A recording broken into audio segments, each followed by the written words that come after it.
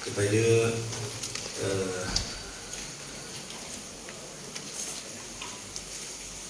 Tapi ditajakan kepada baginda Nabi SAW, kepada Syekh Aman Yahya, kepada Syekh Alawi bin Abbas Al-Maliki, kepada Maulana Imam Nuruddin Ali Jumaah, kepada Maulana Al-Haji Umar bin Muhammad bin Salim bin Hafiz, kepada guru kita Fadil Abuya Muhammad Fadil bin Haji Ismail, kepada guru-guru kita, kepada kedua ibu bapa kita, kepada sekian kaum muslimin dan muslimat. Al-Fatihah.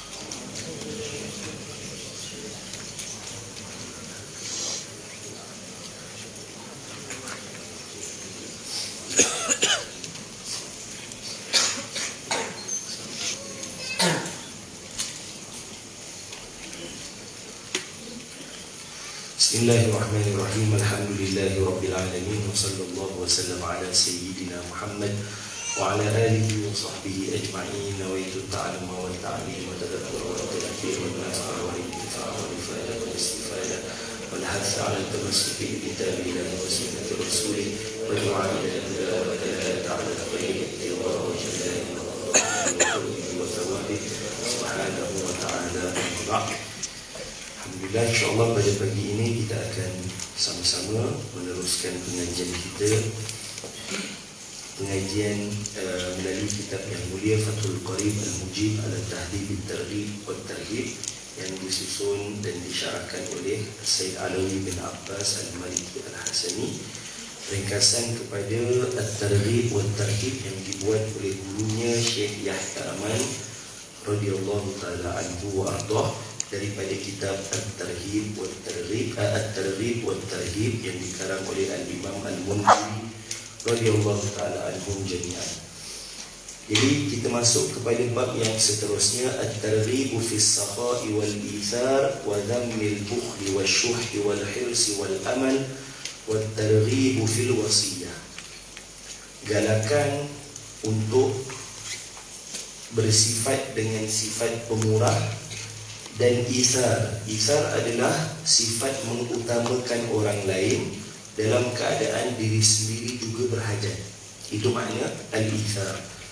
Wa dhammil bukhli wasyuhhi wal hirsi wal amal, dan celaan kepada bersifat dengan sifat bakhil, kedekut dan juga tamak.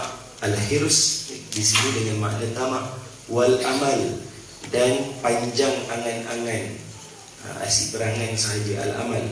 Wa targhibu fil wasiyah, dan galakan untuk berwasiat. Qala Allah Ta'ala, wasari'u ila maghfiratin min rabbikum wa jannatin 'arduha as-samawati wal ardu u'iddat lil muttaqin alladhina yunfiquna fis sarra'i wad dharra. Wasari'u ila maghfiratin min rabbikum wa jannatin. Allah Ta'ala pesan untuk mengejar-ngejar pengampunan daripada Allah Ta'ala dan juga balasan syurga yang Allah Ta'ala bentangkan bagi umat manusia, yang mana luasnya itu langit dan bumi, disediakan bagi orang-orang yang bertakwa. Siapa orang yang bertakwa? Apa antara sifatnya? Alladzina yunfiquna fis sarra'i wad dharra. Antara sifat orang yang bertakwa adalah orang yang menginfakkan, yang pemurah. Bila kata infak, maknanya ada sifat pemurah dalam keadaan senang ataupun dalam keadaan susah. Qala Allah Ta'ala, wa yut'imuna at-ta'ama 'ala hubbihi miskinan wa yatiman wa asira. Wa yut'imuna at-ta'am, dan mereka itu memberi makan akan makanan yang disukainya ataupun yang ala hubbihi, maknanya makanan yang dia suka dia beri pada orang. Beri kepada siapa? Miskinan, orang yang memerlukan, orang miskin.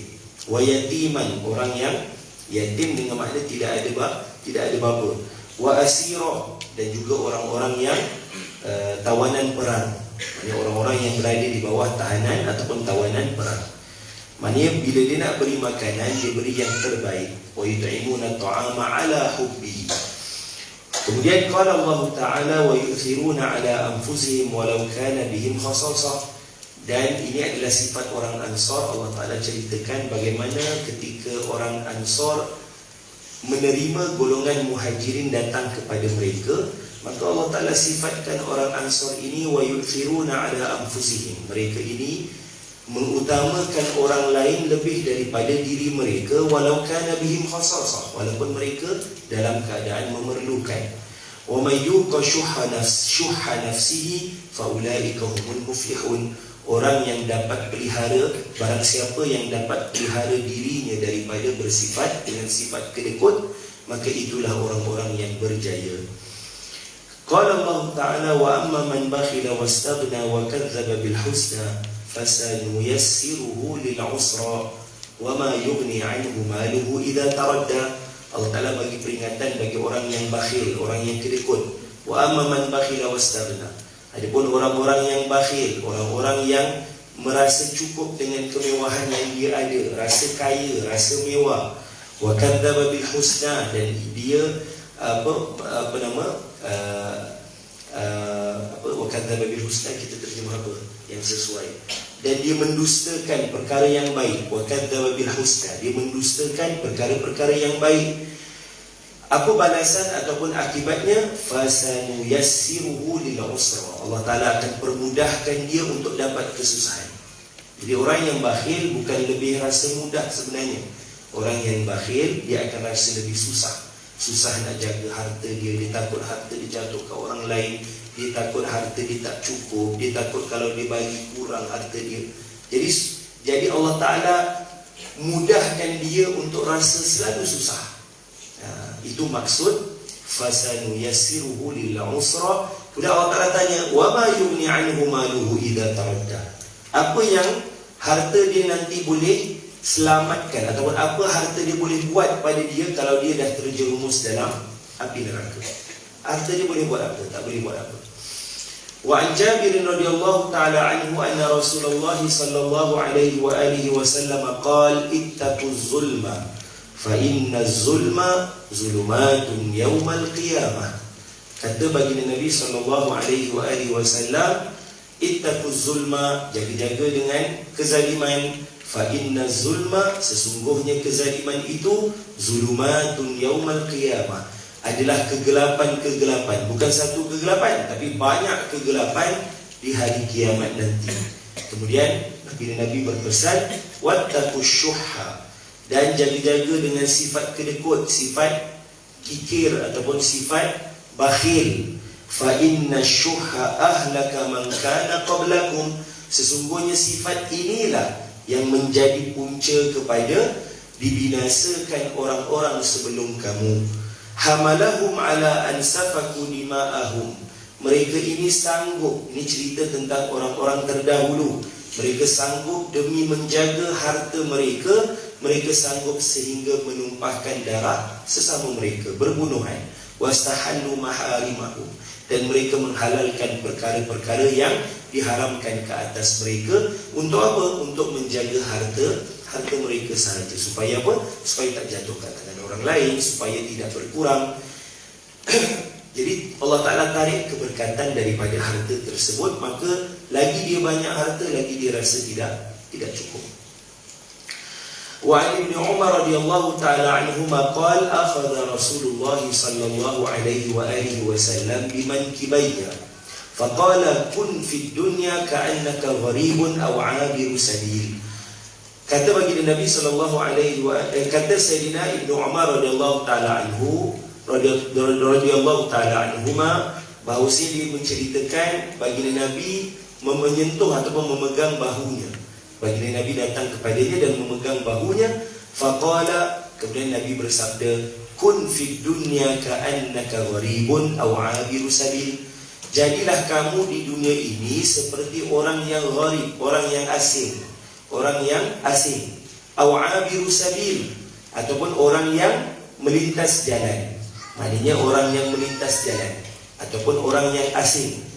Wa kana Ibnu Umar radhiyallahu ta'ala anhuma yaqul idza amsayta fala tantazir as-sabah wa idza asbahta fala tantazir al-masa wa khudh min sihhatika li maradik wa min hayatika li mautik. Kata Sayyidina Abdullah ibn Umar radhiyallahu anhuma, jika kamu berada pada waktu petang, maka jangan tunggu siang, jangan tunggu pagi. Kalau ada pada waktu pagi, jangan tunggu petang. Dan ambillah peluang ketika mana kamu sihat sebelum datangnya sakit. Dan ambillah peluang ketika kamu hidup sebelum datangnya mati. Maknanya apa? Maknanya di dunia ini, baginda Nabi nak sampaikan pada kita, jadilah di dunia ini seperti orang yang asing dan orang yang melalui ataupun melintasi jalan. Maknanya apa? Dunia ini sekejap sahaja. Dia bukan tempoh yang lama. Macam mana kita lintas jalan, kita bukannya nak berhenti dekat tengah jalan, kita nak berlintas sahaja. Tak ada orang lintas jalan pergi buat rumah ke, pergi buat pergi letak ataupun bina bangunan ke, tak ada. Jadi baginda Nabi nak ceritakan bahawasanya dunia ini sekejap sahaja. Dan maksudnya adalah lepas kita melintas tu, kita kalau nak lintas jalan, kita bukan nak jalan tu, kita nak selepas jalan tu. Jadi samalah kalau kita dekat dunia, kita bukannya nak hidup di dunia ni selama-lamanya, ataupun tujuan sebenar kita di dunia, tidak. Tapi tujuan kita adalah akhirat. Itu yang membezakan kita dengan orang bukan Islam. Kerana itu umat Islam dia ada kemajuan, ada tamadun. Berbeza dengan orang barat kerana mereka hanya melihat bahawasanya kehidupan tu dunia sahaja. Dan kita ada pernah sebutkan dalam hadis Arba'in, boleh ulang kaji baliklah tentang perkara tersebut. Bagaimana orang-orang yang tidak beriman ataupun orang kafir, kerana mereka tidak mengimani perkara ghaib, maka mereka ada masalah dalam menentukan ataupun memutuskan manhaj hidup mereka.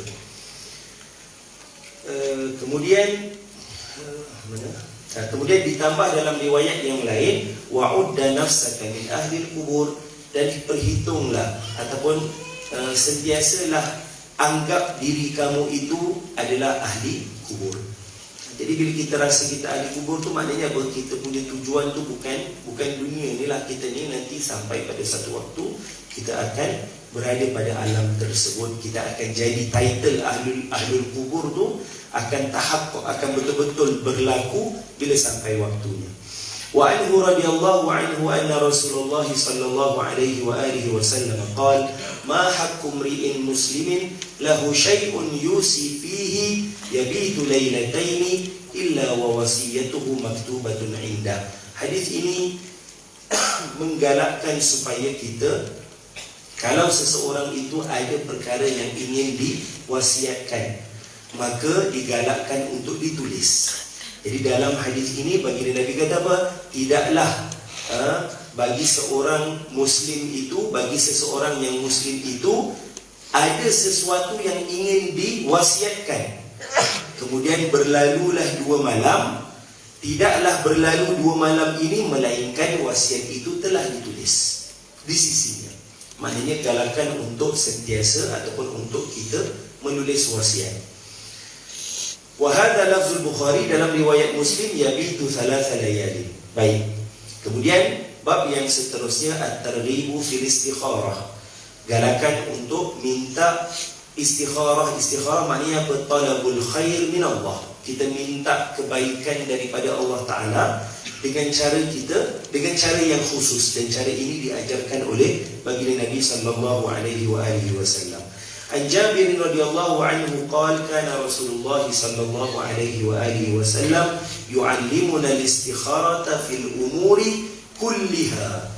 Kata Sayyidina Jabir, baginda Nabi mengajarkan kepada kami istikharah dengan makna talabul khair, minta supaya Allah berikan kebaikan fil umuri kulliha, pada setiap perkara.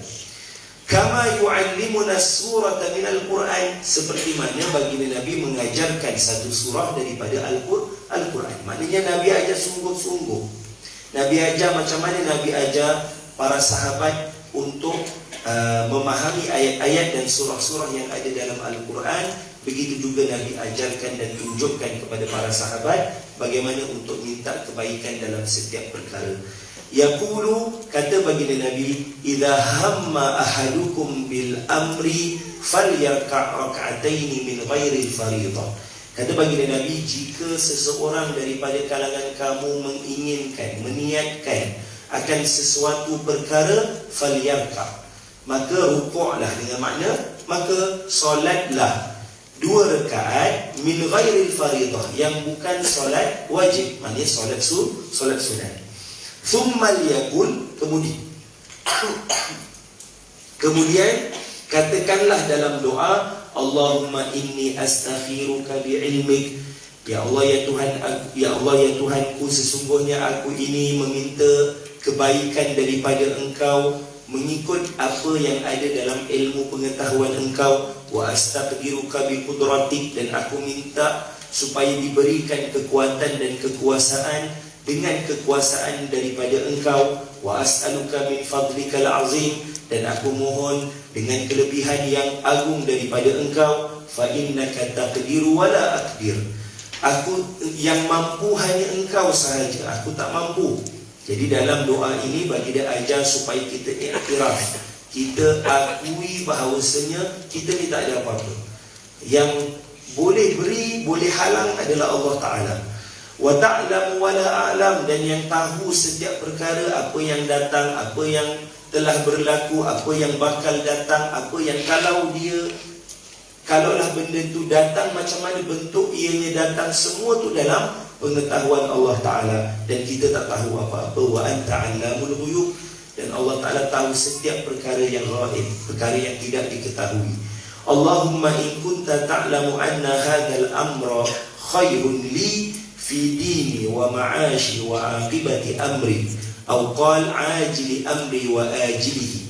Kata baginda Nabi dalam doa ini diajarkan supaya kita minta pada Allah Ta'ala. Kita kata apa? Wahai ya Allah ya Tuhanku, kalaulah Engkau tahu bahawasanya perkara ini kita nakkan daripada Allah Ta'ala, kita ada benda kita nak, kita tanya Allah Ta'ala, kalaulah benda ini benda yang baik untuk aku, untuk agama aku, untuk kehidupan aku, untuk kehidupan nanti, ataupun untuk apa kita panggil masa akan datang, ataupun penghujung.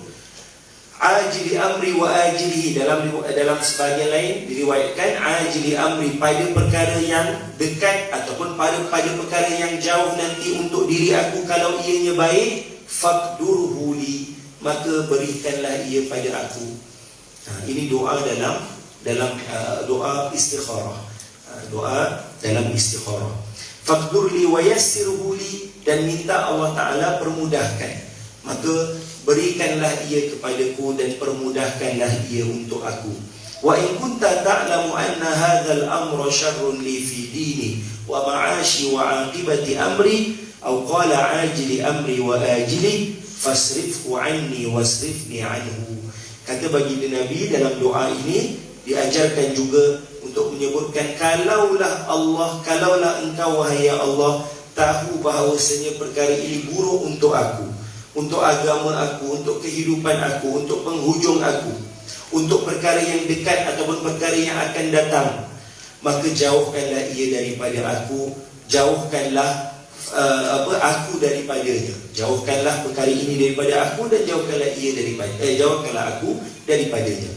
Waqdur lil khaira haitsu kana, maka gantikan, minta Allah Ta'ala takdirkan kita, berikan perkara yang lebih baik. Perkara yang kita minta tu kalaulah buruk, minta Allah Ta'ala beri yang lebih baik. Thumma raddini bihi, ini penting. Kadang-kadang Allah Ta'ala dah ganti dah yang baik untuk kita, tapi kita tak redha benda tu. Jadi minta terus pada Allah Ta'ala, Allah Ta'ala berikan kita ni redha dengan apa yang Allah Ta'ala dah tentukan kepada kita. Qala wa summiya hajatahu, kemudian sebutlah apa hajatnya, apa hajat yang diinginkan. Ini doa dalam istikharah.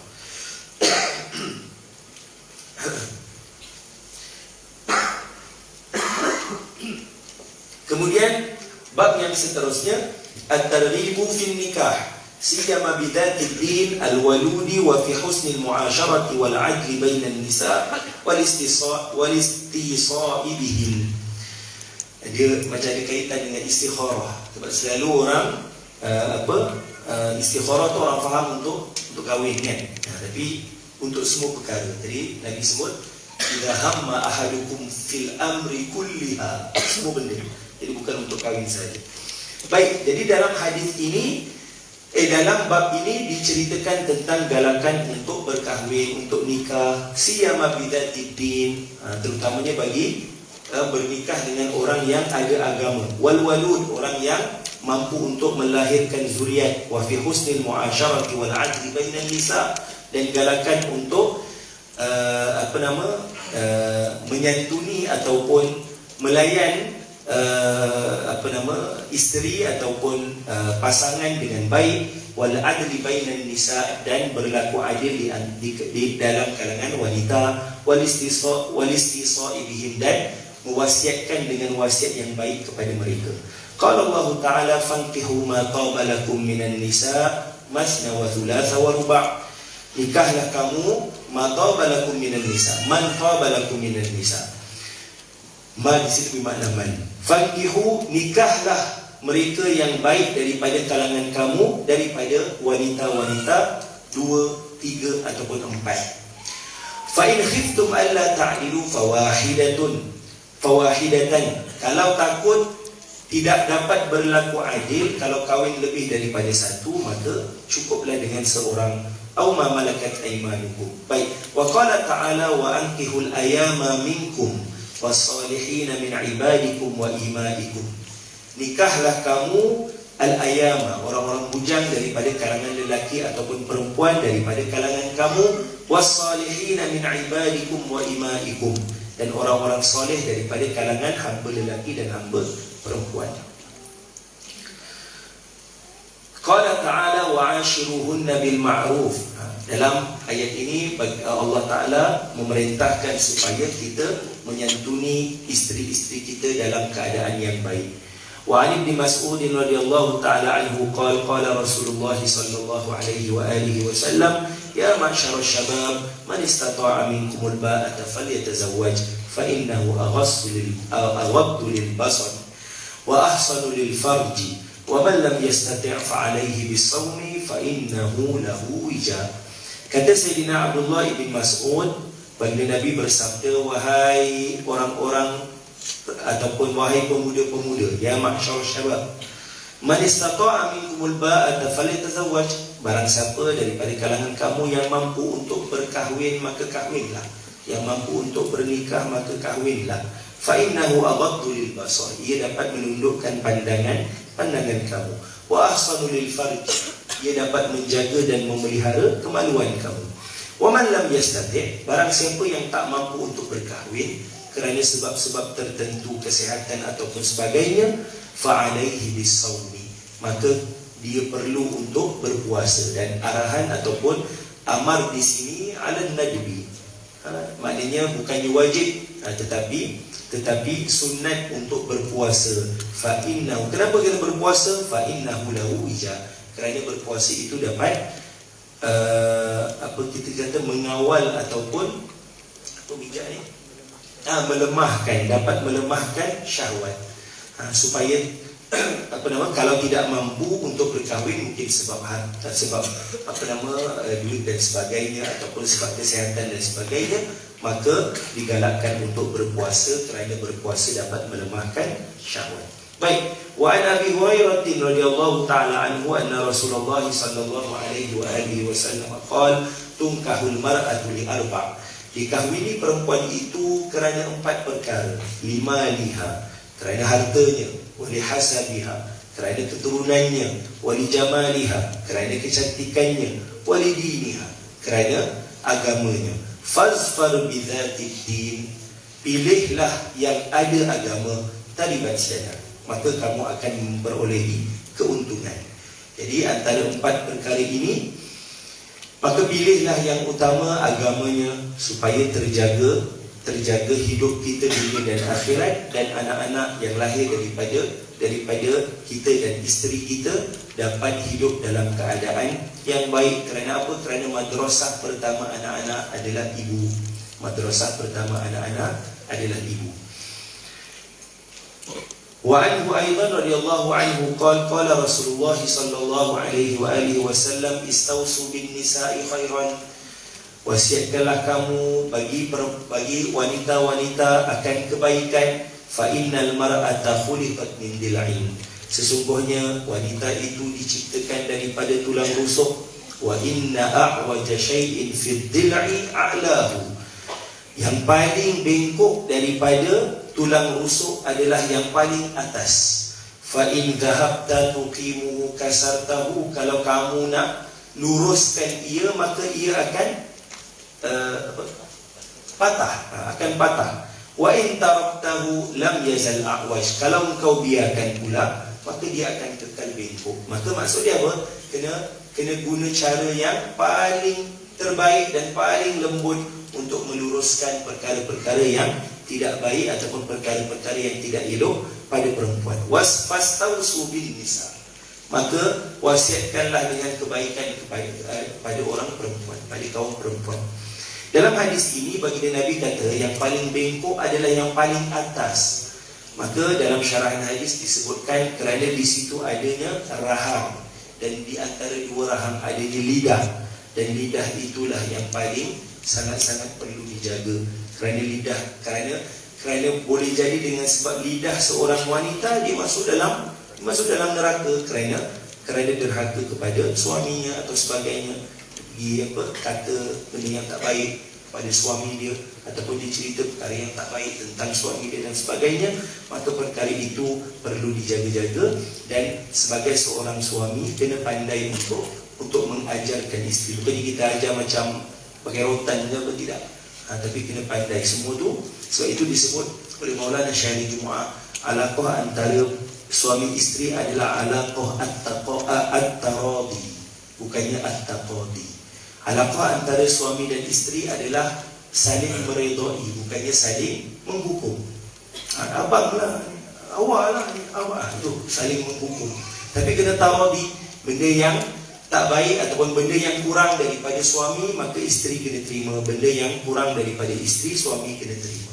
Jadi alaqah bainal alaqah bainal zawji wa ahlihi alaqatun taradi. Kena sentiasa meredai antara satu dengan yang lain. Baik. Seterusnya, bab yang seterusnya, at-targhibu fi an-nafaqati 'ala az-zawjati wal ahli wal 'iyali wat tarhibu min at-tabdhir fi al-infaq. Galakan untuk menunaikan nafkah ke atas isteri, keluarga dan anak-anak, wat tarhib min at-tabdhir fi al-infaq, dan larangan daripada membazir. Maksudnya infak perlu, beri nafkah perlu, tapi tidak perlu sampai membazir. Qala Allah Ta'ala liyunfiq dhu sa'atin min sa'ati wa man qudira 'alaihi rizquhu falyunfiq mimma ataahu Allah la yukallifu Allah nafsan illa ma ataaha. Kata Allah Ta'ala liyunfiq dhu sa'atin sa'atihi min sa'atihi, orang yang Allah Ta'ala beri keluasan, yang ada keluasan pada rezeki, yang mampu, maka berilah infak, berilah nafkah ikut kepada kemampuannya, keluasan rezeki yang diberikan kepadanya. Wa man qudira 'alaihi rizquhu, siapa yang ditakdirkan ataupun disempitkan sedikit rezekinya, falyunfiq mimma ataahu Allah, maka berikanlah nafkah ikut kepada apa yang Allah Ta'ala telah berikan kepadanya. La yukallifullahu nafsan illa ma ataha. Allah Ta'ala tidak membebankan seseorang itu melainkan daripada apa yang diberikan kepadanya.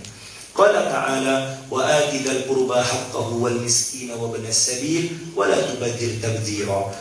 Berikanlah, infakkanlah, berikanlah hartamu ataupun berikanlah, infakkanlah dzal qurba, kepada kaum kerabat.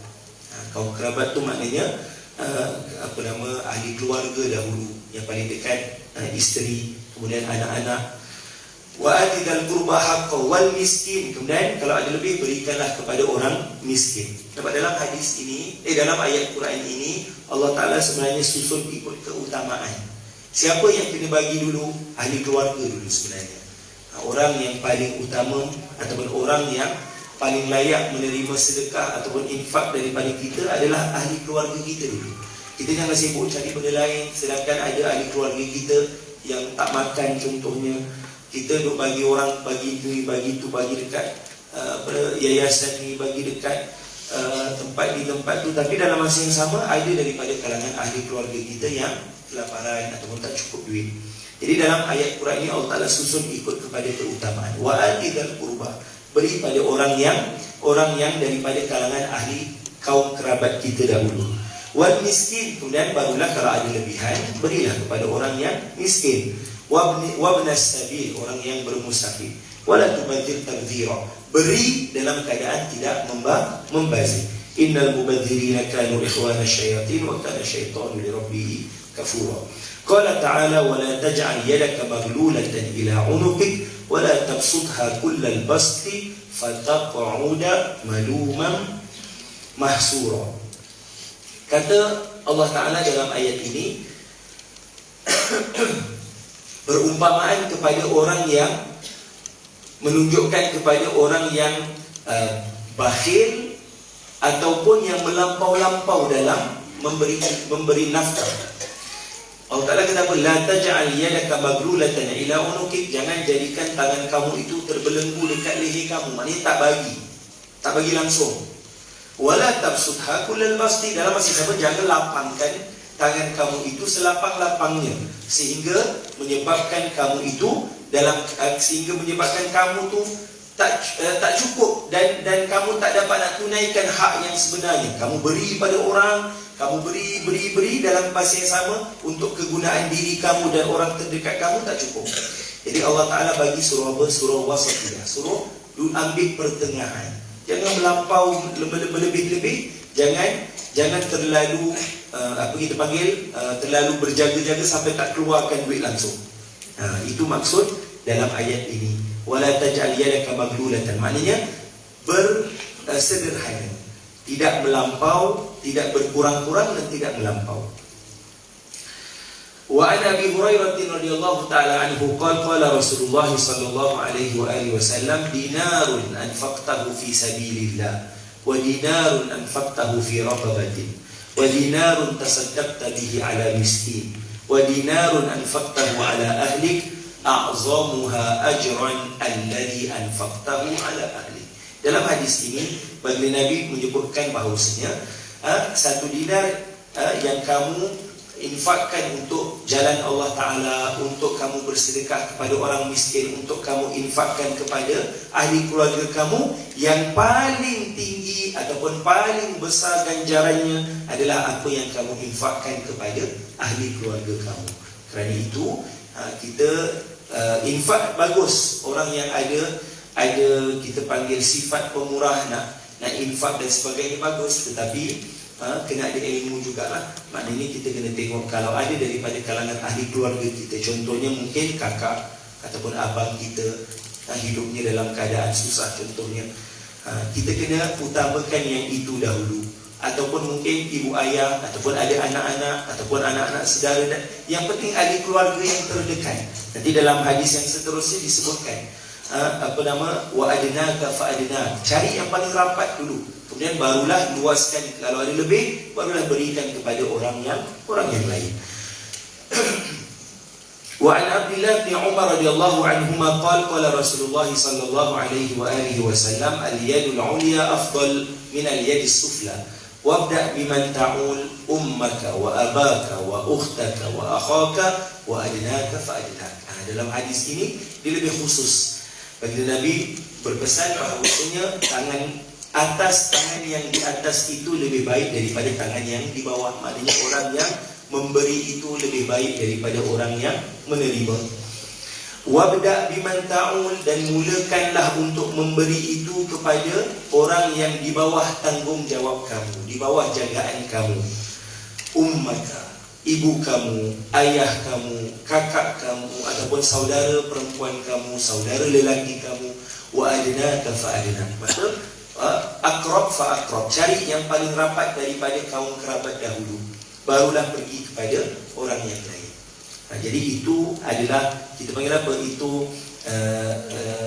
cara yang sebenar dalam kita menginfakkan harta kita di jalan Allah Ta'ala. Jadi cari dulu daripada kalangan ahli keluarga kita. Bukanlah confirm, maknanya mesti ada daripada kalangan ahli keluarga kita yang mungkin tak cukup makan atau sebagainya, maka mulakan dengan mereka dahulu. barulah kita nak pergi yang lain-lain, dekat NGO atau sebagainya, ataupun dekat mana-mana lah. Tapi yang utamanya adalah ahli keluarga kita dahulu. Tadi ayat Quran tadi dah sebut dah susunannya. Yang ni hadis Nabi pula.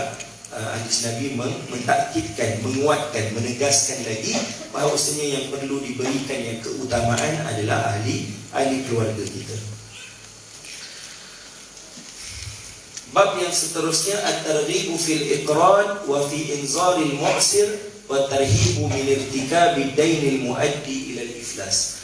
Galakan untuk memberi pinjam kepada orang yang memerlukan.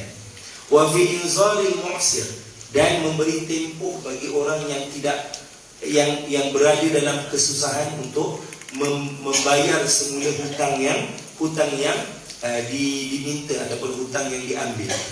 Wa tarhibu min irtikabi dainil muaddi ila al-iflas, dan peringatan ataupun larangan untuk mengambil ataupun larangan untuk berhutang yang membawa kepada muflis, membawa kepada bankrupt atau muflis lah, muflis, faham maksud muflis. Qala Allah Ta'ala, wa in kana dhu usratin fanadiratun ila maisarah. Kalaulah orang yang berada dalam kesusahan untuk menunaikan ataupun membayar semula hutang, fanaziratun ila maisarah, maka berikanlah ia tempoh supaya dia mudah untuk membayar semula hutangnya. Wa antasaddaqu khairul lakum, kalau engkau sedekahkan terus apa yang dia hutangkan itu, maka itu lebih baik. In kuntum ta'lamun, kalau engkau tahu apa balasan dan ganjaran yang Allah Ta'ala sediakan nanti di hari akhirat. Wa an Abi Umamah radhiyallahu ta'ala anhu anin Nabi sallallahu alaihi wa alihi wasallam qala dakhaltul jannata fara'aitu maktuban ala babiha as-sadaqatu bi 'ashri amsalha wal qardu bi 18. Baginda Nabi bersabda, aku masuk ke syurga, maka aku lihat tertulis di pintunya, sedekah itu dilipat gandakan dengan 10 kali lipat ganda. Wal qardu, adapun pinjaman dilipat gandakan dengan 18 kali lipat. Maka para ulama bahaskan, kenapa bagi pinjam lebih tinggi ganjarannya berbanding kita beri sedekah? Maka para ulama bahaskan, kerana orang yang meminjam dia benar-benar memerlukan. Orang yang meminjam dia berada dalam keadaan terdesak dan benar-benar memerlukan. Berbeza dengan orang yang meminta sedekah, ataupun kita beri sedekah kepada orang yang selayaknya. Kadang-kadang dia tak memerlukan pun, dia tidak memerlukan sekarang. Tapi bagi orang yang meminjam, dia sangat memerlukan waktu itu. Maka kerana itu ganjaran bagi orang yang memberi pinjam lebih tinggi daripada orang yang memberi sedekah.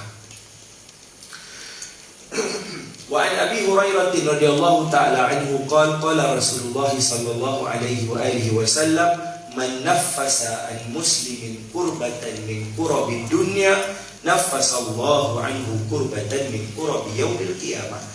Kata baginda Nabi, barang siapa yang menyelesaikan ataupun menyelesaikanlah mudah, barang siapa yang menyelesaikan kesusahan seorang muslim daripada kesusahan dunia, maka Allah Ta'ala akan menyelesaikan kesusahannya nanti di hari kiamat.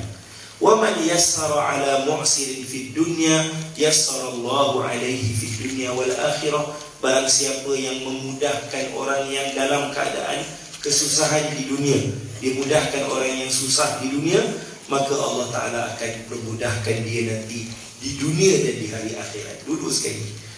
Wa man satara ala muslimin fid dunya, barang siapa yang menjaga aib, menutup keaiban seorang muslim di dunia, satara alaihi fid dunya wal akhirah. Allah Ta'ala akan tutup aibnya itu di dunia dan di hari akhirat. Wallahu fi auni al-'abdi ma kana al-'abdu fi auni akhi. Allah sentiasa berada dalam pertolongan. Allah sentiasa menolong orang hamba-hambanya selagi mana hamba-hambanya itu menolong saudara-saudara. Jadi Allah, kalau kita tolong orang jangan rasa rugi. Tapi sebenarnya kalau kita tolong orang lain dalam keadaan kita ikhlas dan sebagainya, kita mendapat jaminan pertolongan daripada Allah Subhanahu Wa Taala. Dan kadang-kadang kita tak perasan, kadang-kadang kita tak nampak pun benda tu. Kadang-kadang pertolongan tu tak direct kepada kita, mungkin kepada anak kita. Allah Taala jaga dekat madrasah, Allah Taala jaga dekat sekolah, mudah menghafal, mudah mengingat apa yang dipelajari dan sebagainya. Dan kadang-kadang kepada kita juga, kita tak tahu kita rupanya ada sakit. Contohnya lah, tapi kita tak pernah cek, kita tak tahu ada sakit dalam diri kita. Tapi dengan sebab kita bantu saudara-saudara kita, maka Allah Ta'ala sembuhkan kita daripada sakit yang kita tak tahu pun sebenarnya. Wa an Uqbah bin Amir radhiyallahu ta'ala anhu annahu sami'a an-nabiy sallallahu alaihi wa alihi wasallam yaqul la tukhifu anfusakum ba'da amniha. Qalu wa ma dzaka ya Rasulullah? Qala ad-dain. Kata baginda Nabi, la tukhifu anfusakum, jangan takutkan diri kamu selepas kamu rasa selamat. Jangan takutkan diri kamu selepas kamu rasa selamat. Maka para sahabat tanya, apa perkara tersebut wahai Rasulullah? Maka kata baginda Nabi, ad-dain, hutang. Kerana sebelum kita berhutang, kita dalam keadaan aman. Kita tak ada benda yang terikat, tergantung dengan diri kita. Tak ada. Tapi bila berhutang, ada perkara yang tergantung dekat diri kita sebelum kita menunaikan ataupun membayar semula hutang yang kita ambil. Bab yang seterusnya, at-targhibu fi ayyanwi al-mustaqrid awil mutazawwij al-wafa'a wal mubadarata ila qada'id dain wa tarhibu min adami dhalik. Galakan, ajakan supaya orang-orang yang meminjam dan orang-orang yang berkahwin berniat untuk bersegera dalam menunaikan ataupun membayar semula hutang yang diambil. Maksudnya orang yang meminjam ataupun orang yang berkahwin. Wa tarhibu min adami dzalika, dan larangan untuk mengabaikan perkara tersebut. Dah ambil hutang tapi dengan niat tak nak bayar. Ataupun kahwin dengan seorang wanita dengan niat tak nak perlakukan sebaiknya pun. Nak sekadar jadi simpanan saja. Contohnya lah, waliyahzubillah, perkara tersebut. Jadi dalam hadis ataupun dalam bab ini diceritakan ataupun dibahaskan tentang perkara ini. Macam mana, apa akibat orang-orang yang berhutang tapi dengan niat tak nak bayar. Dan perkara itu banyak berlaku sekarang. Dia berhutang tapi tak nak bayar pun. Dan ada setengah orang berhutang, dia bayar hutang dengan hutang. Maksudnya dia bayar hutang dengan hutang juga. Kadang-kadang tak selesai pun hutang yang ni, dah ada hutang baru. Jadi orang-orang seperti ini ada ancaman dan juga ada perkara yang perlu dia tahu supaya dia beringat. An Abi Hurairah radhiyallahu ta'ala anhu qala Rasulullah sallallahu alaihi wasallam, man akhadha amwalan nasi yuridu ada'aha addallahu anhu wa man akhadha amwalan nasi yuridu itlafaha atlafahu Allah. Kata baginda Nabi, barang siapa yang mengambil harta manusia dan dia memang berniat dan dia bersedia untuk menunaikannya semula ataupun menggantikannya semula, ataupun dengan bahasa lain, kalau ada orang yang mengambil ataupun berhutang dengan orang lain dan dia memang niat daripada awal nak tunas ataupun tunaikan semula hutang yang diambil, maka addallahu anhu, Allah Ta'ala akan tunaikan ke atasnya. Wa man akhadha amwalan nas yuridu itlafaha, kalau dia ambil harta manusia, dia nak itlaf, dia nak rosakkan ataupun dengan makna lain, dia berhutang dengan makna dia tak nak bayar hutang tersebut.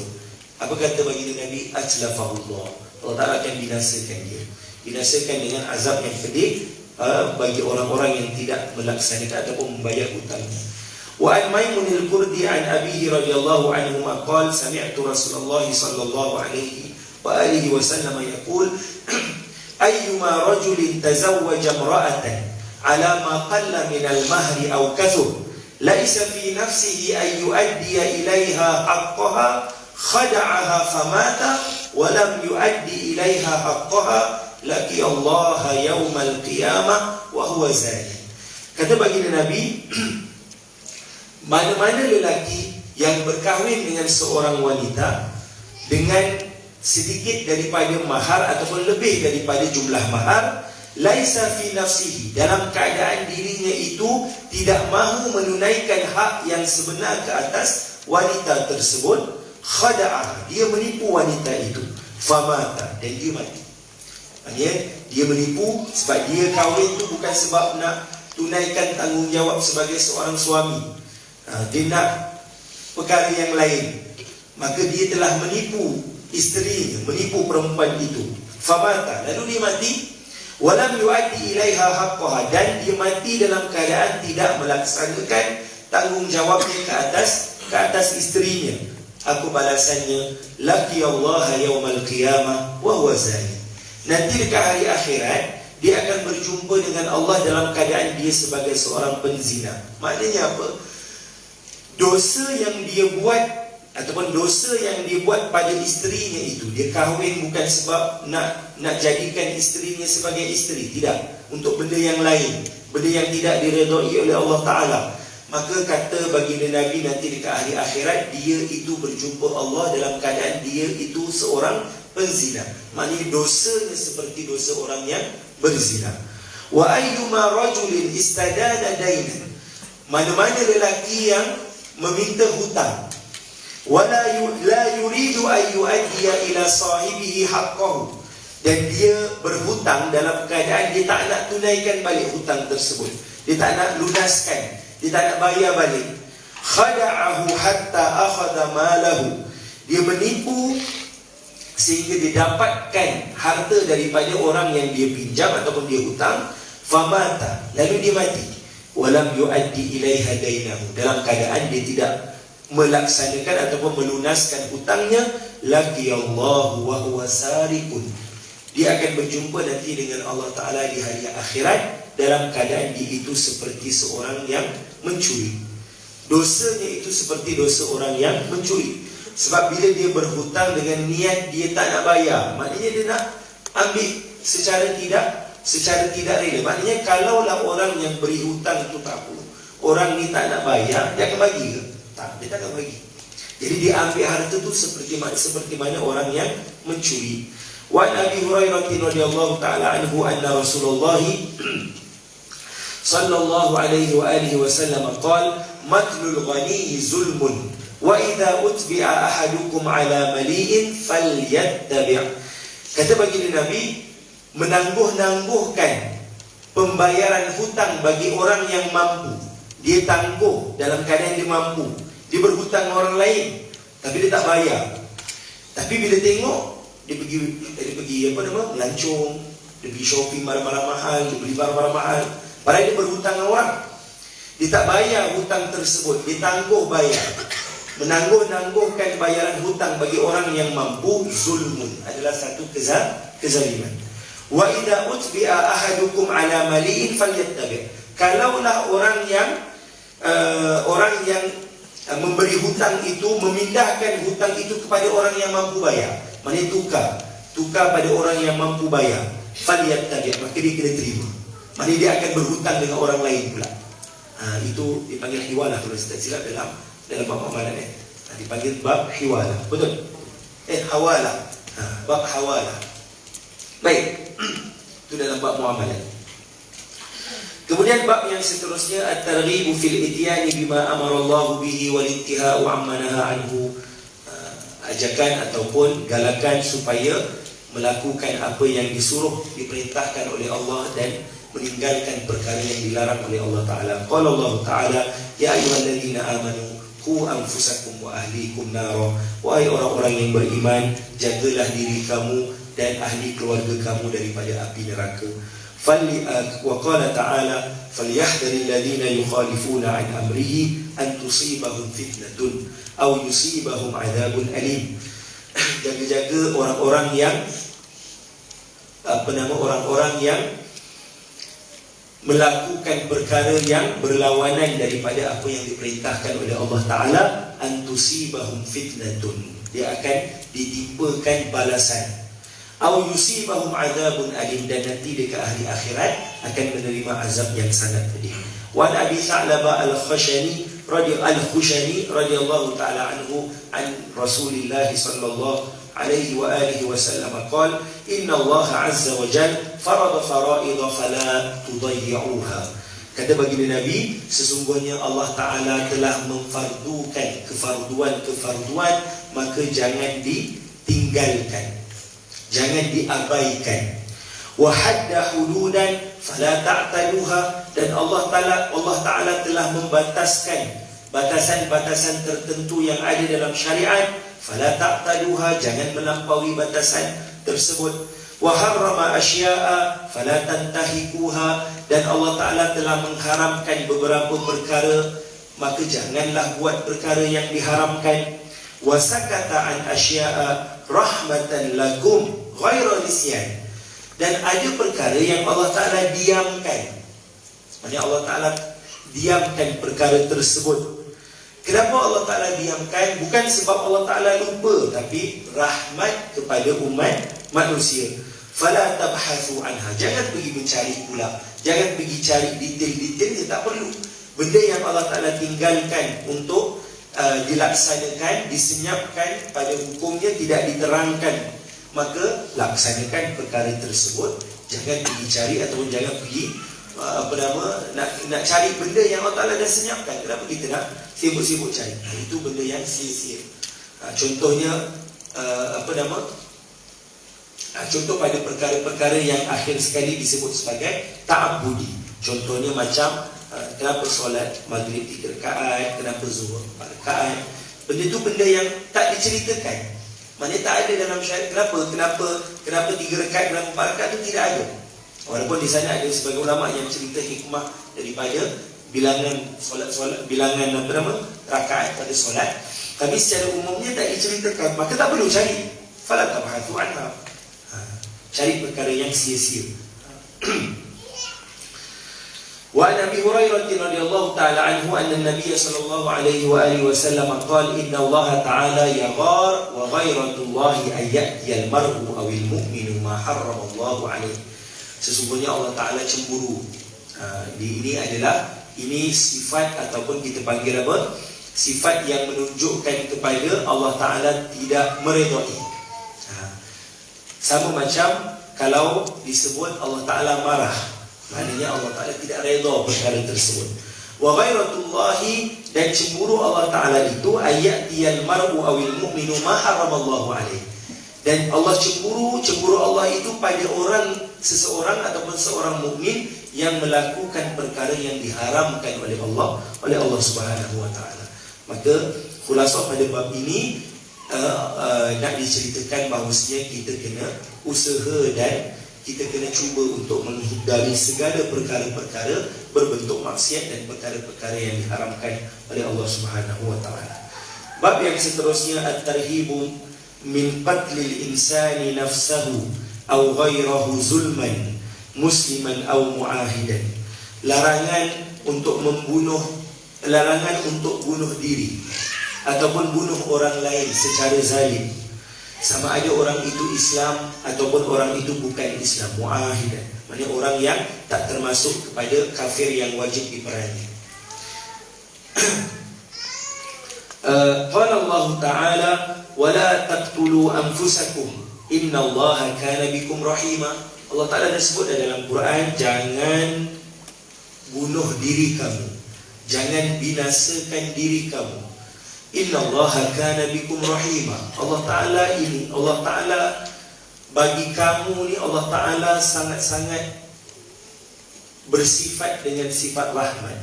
Maksudnya Allah Ta'ala ni dah rahmat sebanyak-banyaknya sebenarnya. Rahmat yang Allah Ta'ala berikan kepada kita. Dan memang Allah Ta'ala sebut dalam hadis qudsi, rahmati sababat an ghadabi. Rahmat aku ini mendahului kemarahan aku. Jadi rahmat Allah Ta'ala itu sangat banyak. Sebab itu dalam ayat yang lain Allah Ta'ala sebut, ya ayyuhalladzina amanu la tayasu min rahmatillah, jangan putus asa dengan rahmat Allah Ta'ala. Sebab rahmat Allah Ta'ala sangat luas. Wa man yaf'al dzalika udwanan wa zulman, barang siapa yang melakukan perkara yang demikian itu, iaitu membunuh dirinya dalam keadaan dia nak melampaui ataupun nak melampaui had ataupun batasan yang Allah Ta'ala telah berikan kepada dia, ataupun secara zalim, fasawfa nuslihi nar, dia akan diberi azab dengan api neraka.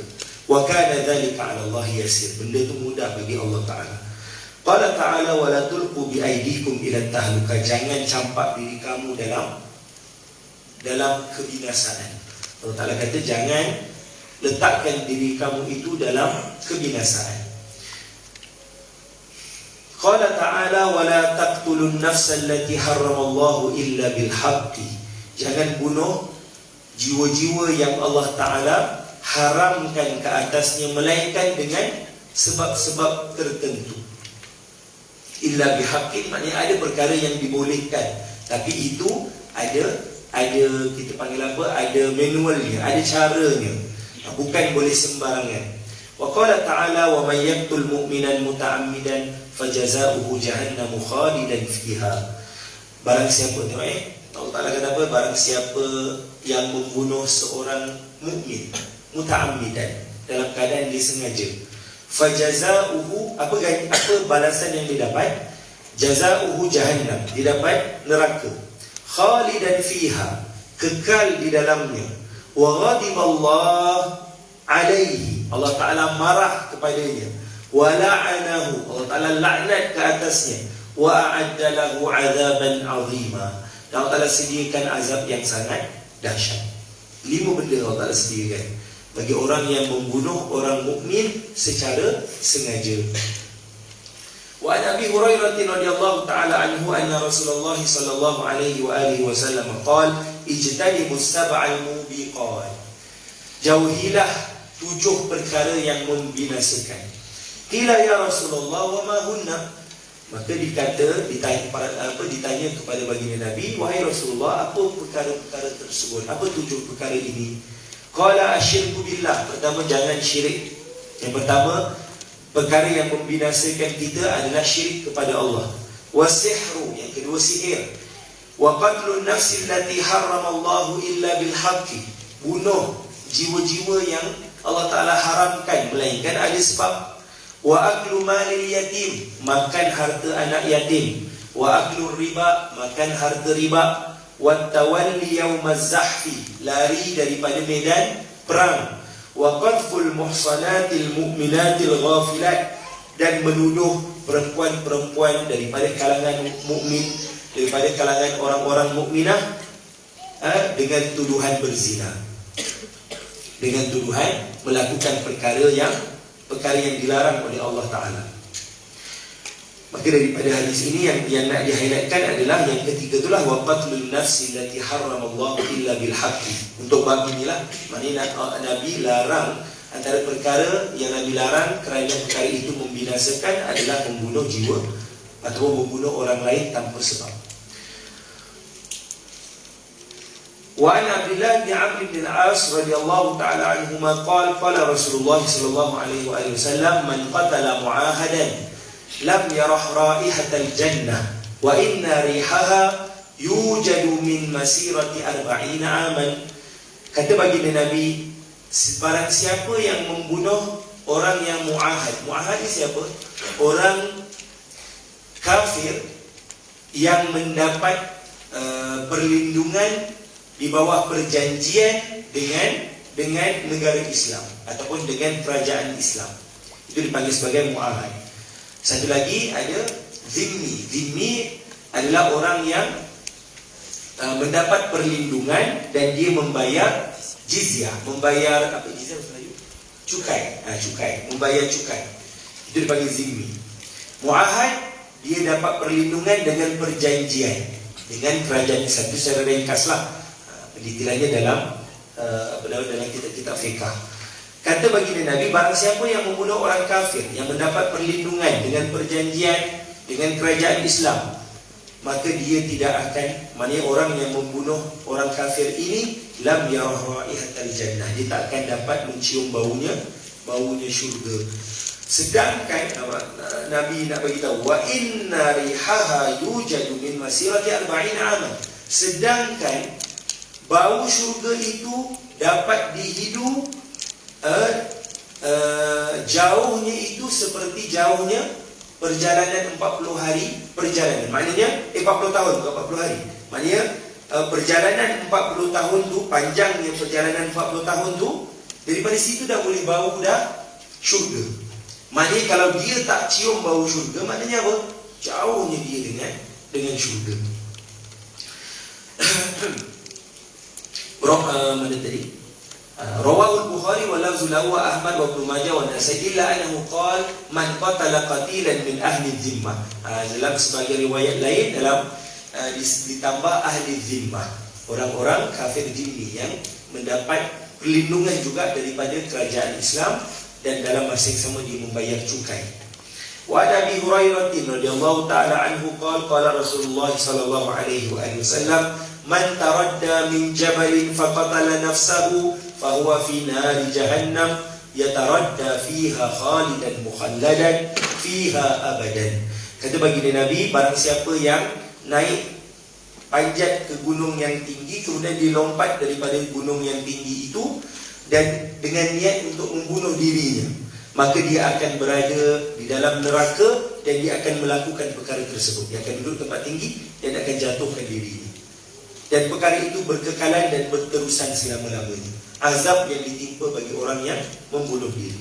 Wa man tahassa summan faqatala nafsahu fasumuhu fi yadihi yatahassahu fi nari jahannam khalidan mukhalladan fiha abadan. Barang siapa yang minum racun untuk tamatkan riwayatnya, untuk bunuh diri, maka nanti dekat neraka dia, tangannya akan kekal memegang racun dan dia terus minum dan mati, minum lagi, mati balik. Itu adalah azab yang diberikan kepada orang yang membunuh dirinya. Wa man qatala nafsahu bihadidatin, barang siapa yang membunuh dirinya dengan besi, ditusuk besinya dalam badannya sehingga nyawanya sehingga hilang nyawanya. Fahadidatuhu fi yadihi yatawajja'u biha fi batnihi fi nari jahannam khalidan mukhalladan fiha abadan. Barang siapa yang membunuh diri dengan besi, maknanya ditusuk besi dalam badan dia, maka besi tersebut nanti akan ada dekat hari akhirat dan dia akan berterusan menusuk besi itu di dalam perutnya kekal selama-lamanya. Maknanya apa? Balasan bagi orang yang membunuh diri adalah dengan apa ataupun alat yang dijadikan sebagai alat untuk membunuh diri, dan dia akan kekal berterusan di azab selama-lamanya. Dan kita minta kepada Allah Ta'ala jauhkan diri kita daripada perkara ini, jauhkan ahli keluarga kita, jauhkan orang-orang yang kita kenal dan orang-orang yang terdekat dengan kita. Dalam masa yang sama, saya suka untuk sebutkan juga, dalam masa yang sama, kalau kita nampak berita tentang bunuh diri dalam surat khabar, dalam media sosial dan sebagainya, jangan terus kita hukum mereka termasuk dalam golongan ini. Jangan terus hukum perkara tersebut. Kenapa? Kerana boleh jadi dia buat dalam keadaan dia tidak sedar, dalam keadaan dia tak berakal. Maka bila dia dah tak berakal, ada taklifan tak? Tak ada taklifan. Sebab itu di Darul Ifta Mesriyah, di Jawatan Fatwa di Mesir, mereka mengeluarkan satu kenyataan yang rasmi. Sebab di Mesir disebabkan tekanan hidup yang terlalu dahsyat, dengan harga mahal, duit diorang jatuh dan sebagainya, maka ramai daripada kalangan mereka bunuh diri. Secara surahnya surah bunuh diri lah. Gantung terjun jambatan, naik kereta api, diterjun daripada kereta api itu tengah bergerak. Iaitu betul-betul waktu saya kat sana tu ada sekali itu berita keluar, dia naik kereta api. Kereta api Mesir tu lah. Kan kereta api Mesir laju, lagi laju daripada Malaysia. Kereta Malaysia lambat sikit, kereta api Mesir sangat laju. Dia naik tu dan dia tak ada duit nak bayar. Dia tak ada duit. Jadi orang Mesir ni kalau dia tak ada duit, dia akan duduk dekat tepi tau. Ada macam kat India tu lah kan. Dia akan duduk kat tepi. Tapi bahaya lah juga. Kemudian orang yang apa tu dipanggil konduktor konduktor train tu datang. Mana bayar duit? Dia kata aku tak ada duit. Lepas tu dia kata terjun. Dia suruh orang tu terjun. Dan orang tu terjun. Orang tu terjun. Tapi bila dibuat siasatan, orang tu dalam keadaan susah. Dia anak dia tak makan, dia nak cari kerja sebenarnya waktu tu. Tapi ialah tekanan apa semua, orang tu suruh terjun. Dan orang konduktor bas tu didakwa. Didakwa juga sebab dia menyebabkan kematian. Apa yang saya nak cerita, kita ni duduk pada zaman ni sebenarnya. Kat Malaysia pun ada juga. Kita fatrah waktu Covid tu kan ramai kan, ada yang pergi gantung diri dekat jejantas. Apa lagi, dia terjun apa tu, jambatan Pulau Pinang tu beramai dah. Sungai Kelang ya lagi lah. Itu pun sama juga, ramai orang yang bunuh, orang yang suruhnya bunuh diri. Tapi dinasihatkan, Darul Iftak Mesriah dinasihatkan supaya kita sebagai orang yang melihat situasi tersebut, kita tak boleh hukumkan mereka sebagai orang yang bunuh diri secara sengaja. Sebab boleh jadi dia buat dalam keadaan dia tidak sedar, dalam keadaan dia tak tahu. Dia apa kita panggil, dah di luar emosi, dah di luar kawalan dah. Jadi yang sebab dibahaskan, sebab ada sekali tu dia terjun dekat mall. Maka orang bahas, ni nak kena solatkan tidak ni. Dia ni mati macam mana, nak kena kapankan ke ataupun nak kena. Maka dari sebab itu dari Ustaz keluarkan kenyataan tu, sebab orang dah mula macam menghukum pula. Orang pula yang hukum, kata ni masuk neraka, ni nak dekat neraka ni gini. Kita pun sama juga, benda tu berlaku dekat Malaysia juga. Kita pun ada kan, baru-baru ni pun ada juga satu keluarga tu kan yang berlaku dekat Kuantan Pahang kan. Yang dibunuh, satu keluarga pun dia dibunuh diri dia. Surahnya begitulah, tapi kita tak tahu cerita sebenarnya bagaimana. Kita tak tahu hakikat sebenar. Cerita sebenar tu yang tahu Allah Ta'ala sahaja. Jadi yang kita minta adalah keampunan, rahmat, keringanan kepada orang-orang yang diberi ujian sedemikian. Sebab kita tak diuji, kita mungkin tak diuji perkara tersebut, kita tak rasa susah macam mereka susah. Jadi yang dinasihatkan adalah kita doakan kerahmatan kepada orang-orang yang meninggal dalam keadaan sedemikian. Sebab boleh jadi dia buat tu dalam keadaan dia tidak sedarkan diri. Itu antara perkara yang saya rasa kena sebutlah, sebab benda tu jadi juga dekat negara kita. Bukan dulu je, sekarang pun sama juga. Tapi yang paling jelas waktu Covid tu dah dulu kan. Waktu Covid tu ramai yang bunuh diri. Yang bukan Islam tu jangan bahaslah, yang itu kita serah pada Allah Ta'ala lah. Tapi ni kalau yang daripada orang Islam, yang bunuh diri, yang bunuh ahli keluarganya, yang waktu raya pun ada kan baru ni. Kalau siapa yang tengok dekat berita baru ni, raya pun sama juga, raya ketiga kalau saya tak silap. Anak dia tu ada didiagnose ada sakit jiwa lah. Jadi dia bunuh mak ayah dia dekat rumah, kemudian dia bunuh diri dia. Kita minta jauh lah benda tu, benda yang kita mungkin tak rasa sebab benda tu mungkin tak berlaku dekat orang terdekat kita. Tapi benda tu boleh berlaku dan kita minta jauh daripada perkara tersebut. Minta jauh. Sebab itu kalau sekarang, zaman sekarang ni kena selesaikan apa-apa masalah tu dengan apa kita panggil, dengan bukan dengan satu dua cara je, kena banyak cara. Sebab boleh jadi satu dua cara tu tak bersesuaian, dan kita tak boleh nak ambil apa yang kita kena dulu kita buat sekarang. Tak boleh. Tak boleh nak ambil benda ni dulu aku kena macam gini aku buat dengan anak aku. Tak boleh. Sebab Sayyidina Umar sendiri sebut apa? Tarbiyah ataupun didiklah anak kamu ikut kepada zaman tersebut. Maknanya bukanlah ikut trend, tidak, tapi ikut kesesuaian. Masalah pukul, masalah tengking, masalah apa lagi, marah-marah dan sebagainya, semua tu perlu kepada dilihat bagaimana kita. Hatta sebenarnya kita kena tengok macam mana baginda Nabi SAW berinteraksi dengan orang lain, dengan isterinya bagaimana, dengan anak-anaknya bagaimana, dengan cucu-cucunya bagaimana, dengan orang lain, orang bukan Islam bagaimana. Kita ni sekarang dalam zaman yang penuh dengan emosi. Contohnya zaman sekarang, saya sebut jugalah, ini mungkin tak dapat apa, kita habiskan. Kita contohnya macam isu-isu yang berlaku dekat Malaysia, isu kuil haram dan sebagainya. Kenapa kita nak emosi? Kenapa kita terlalu macam kita tahu semua benda, dan hatta kita komen, kita share benda yang tak pasti pun benda tu semua setiap satu tu akan dihisap. Nanti ada saya tak pastilah sebab dia tidak ada masalah lisan tu mana tadi, belum masuk lagi. Hifzul lisan.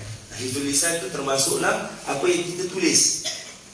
Disebut apa yang termasuk apa yang kita tulis, apa yang kita share dan sebagainya. Semua tu akan disoal nanti dekat hari akhirat. Jadi kalau kita tak tahu isu, kita tak tahu hakikat sebenar, jangan terus melenting. Contohnya zaman sekarang minyak naik dan sebagainya. Kita tak tahu, kita bukan orang yang berada dalam bidang tu. Memang kita merasa benda tu sakit, menambah apa nama kita panggil kos bulanan dan sebagainya. Tapi kita kan ada kunci orang Islam kan sabar. Kunci orang Islam kan permulaannya kena sabar, kena redha dengan apa yang berlaku. Jadi kalau kita sentiasa hadirkan perkara tersebut, maka apa yang berlaku tu kita akan rasa tenang saja. Jadi kena cuba untuk jadikan diri kita ni tenang, dan kita tidak menghukum orang lain. Baik, kita habiskan sikit lagi ni. At-targhibu fil 'afwi 'anil qa'il wal jani wal zalim. Galakan untuk memberi kemaafan kepada orang yang membunuh, orang yang melakukan jenayah, dan orang yang zalim. Walaupun ianya susah, tapi digalakkan dan disuruh untuk kita memberi kemaafan. Supaya apa? Supaya nanti dekat hari akhirat, kalau kita dah maafkan orang, ke hari akhirat kita ni tak ada terikat dengan siapa-siapa. Kan kita selalu dengar orang kata, apa kau tengok nanti dekat akhirat kau merangkak rupanya. Saya sering dengar ayat tu. Kita rasa benda tu macam padan yang dia nanti. Tahu tak, nanti kita yang lambat nanti dekat akhirat. Kita kena tunggu dia merangkak. Bukan kita kena suruh merangkak. Kita dah masuk syurga dah, tapi kita kata merangkak tu. Ini disebut juga oleh sebahagian antara Syekh Yusri lah. Syekh Yusri sebut benda ni. Kata kena maafkan supaya kita tak ada kaitan dengan orang lain. Dekat hari akhirat kita dah dengan Nabi je. Kita dah tak ada dah. Orang lain tak apa dah, aku dah maafkan dah. Yang penting aku kat akhirat itu aku dengan Nabi je. Nabi masuk syurga dah, selesai. Ini tak kita nanti apa merangkak, kau bawa segunung nak bayar hutang aku, nak selesaikan hutang, satu sen tu satu gunung tau. Contohnya bayar banyak dah kawan tu. Kita pun menunggu nanti kat akhirat mana lah dia tak sampai. Baru kita teringat kat dunia dulu aku sebut benda ni. Jadi dan sama juga, maaf pun sama juga, kita cuba untuk maafkan. Memang maafkan tu benda yang susah. Tadi selalu orang sebutkan kita boleh maafkan tapi tak boleh lupakan. Tapi nanti Allah Ta'ala kata, buat dulu, maafkan dan lupakan. Dulu sekali. Falyafu waliyasfahu. Dulu sekali. Baik. Qala Allah Ta'ala, wa man ufiya lahu min akhihi syai'un fattiba'un bil ma'ruf wa ada'un ilaihi bil ihsan. Barang siapa yang dimaafkan padanya oleh saudaranya yang lain akan sesuatu perkara, fattiba'un bil ma'ruf, maka buatlah ataupun laksanakanlah kebaikan, wa ada'un ilaihi bi ihsan, dan tunaikanlah bayaran ataupun ganti rugi pampasan kepada orang yang, kepada ahli keluarga ataupun kepada kerabat orang yang dibunuh. Ini ayat ini dalam bab jinayah. Dalam bab jinayah dia kena bayar diat. Diat ni macam pampasan lah. Dia kena bayar pampasan. Dia dah bunuh orang tu, dia kena bayar pampasan. Jadi kalau dia nak bayar pampasan, dia kena bayar pampasan dengan betul-betul lah, sebab orang tu dah maafkan dia. Maka dia terlepas daripada hukuman ghafara, inna dhalika la min azmil umur. Orang yang sabar, orang yang memberi pengampunan, ini adalah perkara-perkara yang azmil umur, maknanya benda yang sangat diambil berat. Perkara yang sangat-sangat syarak memandang ini satu benda yang besar. Iaitu apa? Iaitu sabar dan beri kemaafan ataupun beri pengampunan. Qala ta'ala wal ya'fu wal yasfahu. Ini saya sebut tadi. Kita selalu dengar boleh, aku boleh maafkan, tapi nak lupakan tu tak lah. Kita selalu dengar benda tu kan. Bila nak maafkan tu boleh, nak lupakan tak boleh. Tak, Allah Ta'ala suruh dua-dua sekali. Falyafu, bagi kemaafan, wal yasfahu, lupakan. Kosong-kosong. Jadi kita minta kosong-kosong hari raya. Wal yasfahu ni maknanya lupa terus. Macam bukanlah macam tak pernah berlaku. Maksudnya perkara tu dah selesai. Kita dah minta maaf, orang tu dah minta maaf, kita dah beri kemaafan, maka selesai. Ala tuhibbuna ayyaghfirallahu lakum? Tak nak ke Allah Ta'ala berikan pengampunan seperti mana kita mengampunkan orang lain? Allah Ta'ala beri pengampunan. Allah Ta'ala tak kata aku bagi pengampunan tapi aku tak lupa apa yang kau buat. Tak ada. Allah Ta'ala bagi pengampunan apa saja. Hatta dalam satu hadis Allah Ta'ala dalam hadis qudsi menyebutkan apa? Allah Ta'ala menyebutkan, kalaulah hamba-Ku datang dengan segunung dosa, lalu minta pengampunan kepada aku, lalu aku ampunkan. Kemudian dia datang lagi dengan segunung dosa, lalu dia minta pengampunan, maka aku ampunkan. Allah Ta'ala ungkit-ungkit ke? Tak ada. Minta ampun, Allah Ta'ala bagi pengampunan. Minta ampun, Allah Ta'ala bagi pengampunan. Maka itulah perkara yang perlu kita jadikan sebagai nilai dalam diri kita. Bila orang minta maaf, kita maafkan dan kita lupakan perkara tersebut. Wa an Ali bin Thabit radhiyallahu anhu qala hashama rajulun fama rajulin ala ahdi Muawiyah fa u'tiya diyatah fa aba an yaqbala hatta u'tiya salasan. Seorang lelaki telah merosakkan ataupun menghancurkan mulut seorang lelaki yang lain pada zaman Muawiyah. Fa u'tiya diyatah, maka nak diberikan ke atasnya dia ni pampasan dari itulah. Fa'aba ayyakbala, maka dia tak nak. Hatta u'tiya salasan, dia tak nak, melainkan gandakan jadi 3. Faqala rajulun inni sami'tu Rasulullah sallallahu alaihi wasallam yaqul man tasaddaqa bidamin aw dunahu kana kaffaratan lahu min yaumi wulida ila yaumi tasaddaqa. Kata baginda Nabi, barang siapa yang tasaddaqa bidamin, maknanya dia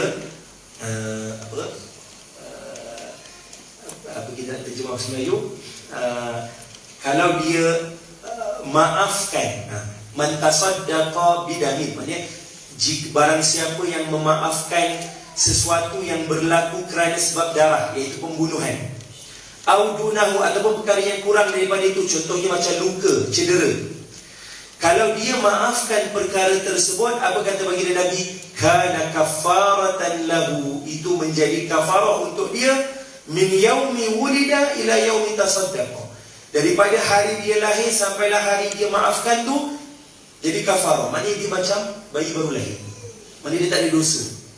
Jadi besarnya nikmat ataupun besarnya ganjaran orang yang memaafkan. Wa an Abdullah bin Amr bin As radhiyallahu anhuma anna Nabi sallallahu alaihi wasallam qala irhamu turhamu waghfiru yughfar lakum. Ingat hadis ni sampai bila-bila. Kata Nabi, irhamu turhamu, beri kasihan pada orang atau belas kasih, berilah, sayanglah orang lain, maka engkau akan disayangi. Berilah pengampunan pada orang lain, maka engkau akan diampunkan. Ingat hadis ini sampai bila-bila. Irhamu turhamu. Kalau rasa nak marah, kalau kawan rasa nak marah, irhamu turhamu. Kalau kawan awak rasa macam nak mengamuk ke, awak cakap irhamu turhamu. Nabi kata irhamu turhamu. Jadi awak sesama kawan-kawan tu sama juga. Kena ada rasa kasih sayang sesama kawan-kawan. Kalau kawan susah, tolong. Tadi kan disebut kan, wallahu fi auni abdi maka al-abdu fi auni akhi. Kena sentiasa tolong. Awak nak belajar, awak nak hafalan awak mudah, bantu kawan-kawan lain yang susah. Tapi dalam masa yang sama kena jangan bantu tolong orang je, bantu diri sendiri terlabai. Jangan. Tapi tolong orang dengan kadarnya. Baik, kita berhenti pada hadis yang seterusnya. Nanti kita akan sambung pada hari Sabtu ini. InsyaAllah Sabtu ni kita berhenti sekejap, arba'in. Kita sambung untuk baca lebih banyak lagi lah. Wallahu ta'ala a'la wa a'lam. Sallallahu ala sayyidina Muhammad wa ala alihi wa sahbihi wa sallam.